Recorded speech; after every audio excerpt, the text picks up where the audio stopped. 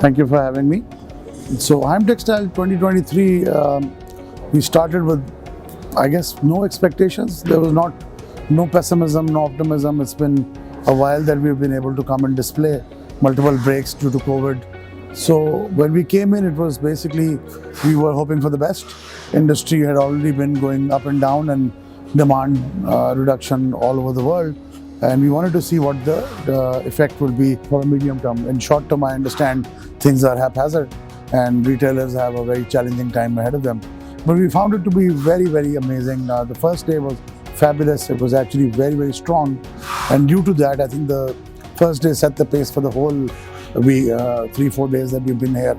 So I think second, third day have been strong. Today is the fourth day. Normally on the last day of Heimtextil, it's more relationshiping, not really customers and conversations. But the first full half, we have been dealing with customers as well. And so that's a very strong situation that we have seen. So overall, the Heimtex 2023 has been fabulous, to say the least.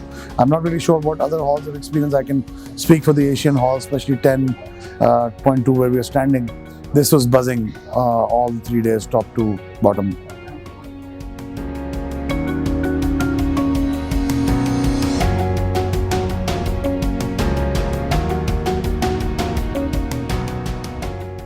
So we display a lot of bed, everything that you have in the house, especially soft textile made from natural fibers and some man-made bedding, top of bed, towels, curtains, napkins, kitchenware. Everything is displayed in this fair, and Nishat, because it works in almost all categories, we have products for every category in this, including the pets that you have in the house.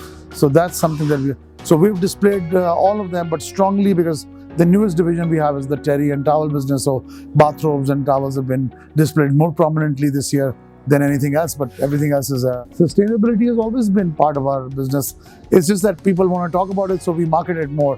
We use all our raw material because raw material is very expensive. Water is very important for the textile industry. So we recycle a lot of our water, we clean everything, and we use most of the things that we can.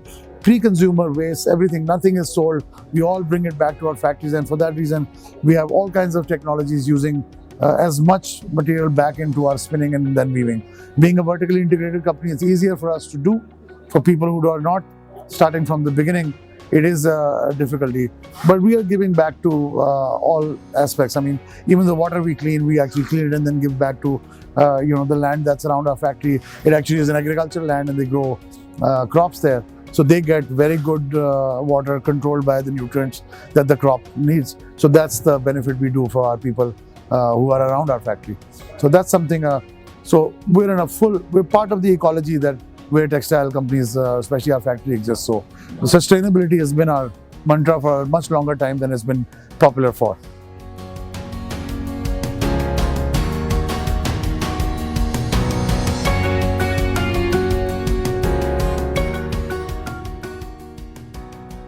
Well, it's tricky to predict because it's not just a routine recession or boom bust cycle, because it's been, I would say, affected by other factors, COVID being the biggest one. And then as a response to COVID, the amount of money that was pumped into the world, that stabilized many things that should have not been stabilized. But overall, the impact was that you could not predict where pricing of things was going. And as a result, when we came out of COVID, for the last 2 years, things have been going up quite fast. So demand was very fast, people expanded, people expected. But you have to understand, above average growth in a saturated industries like textile is not supposed to last for a very long time. And that's exactly what happened. I think people overshot. Now they have stocks, and so discounts will occur. And there will be a few quarters or a couple of quarters at least that the retailers and the chain will take to discount everything away. But overall, we have still seen healthy product development, companies doing well, growth being sustained, and many product developments and expansions happening on a lateral basis. So for Nishat also, we have expanded laterally. We've added a towel factory, and we intend to go into denim as well. And that's going to be a very interesting addition to the menu. For an old company like us, that's really brought a growth orientation within the company.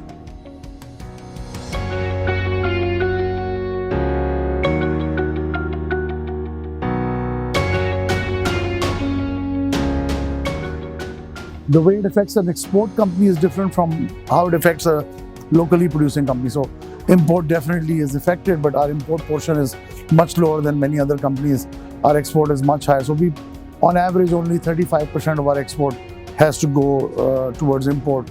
Raw material is available. So difficulty that we have had is because of the floods actually reducing the total crop of cotton, the total crop in the world actually being a little less than, and then certain crops of the world not being allowed to come into the international sale. So all of these have created some level of uncertainty where some prices have stuck to a very high level, but on average, the prices of cotton went up, and then over the next few quarters after July, they have stabilized with everything else. So I would think that production has definitely been affected. We had a very strong pipeline. So the first 2 quarters did not get affected. As you see, the export in the first 5 months was quite strong in Pakistan, and that leads people to believe that everything is great. But normally it's a much longer, so it takes about 120 days plus for the effect of anything to come. And now that effect is coming in. So first quarter is going to be quite difficult. And many companies, I think we keep hearing in the news that 30%, 40% close. So that's a reality, and it's happening to everybody. And it has happened to larger companies like us, but because we have mitigation in terms of multiple product ranges, and we have seen this happen many, many times. So we fall back to other industries like medical, and like we did in COVID as well. So we did not let the factory close too much in COVID. So this is a less of an impact for us. So we have kept, our goal is to keep all our trained, talented employees for as long as possible. I hope this is a short-term problem. If it becomes a long-term issue, then we'll have to think differently. But at this moment, we're running full, and there seems to be more of an understanding issue that if the government and people involved, we don't really want any of them to do anything else. The essential thing that we always say is they need to get out of our way. Stop. So they don't need to do stuff with exchange rate. They have to stop doing things that actually affect our long-term positioning in textiles. Because the global textile industry does not care what's happening in Pakistan. You have to compete globally. And so we need a level playing field. We keep saying that we give it to you, but you can't give one thing and then take the other away and say it's a level playing field. So that happens all the time in Pakistan. And being an old company, we are used to that, and we prepare for those eventualities. So far we are in okay shape. Thank you very much for having me.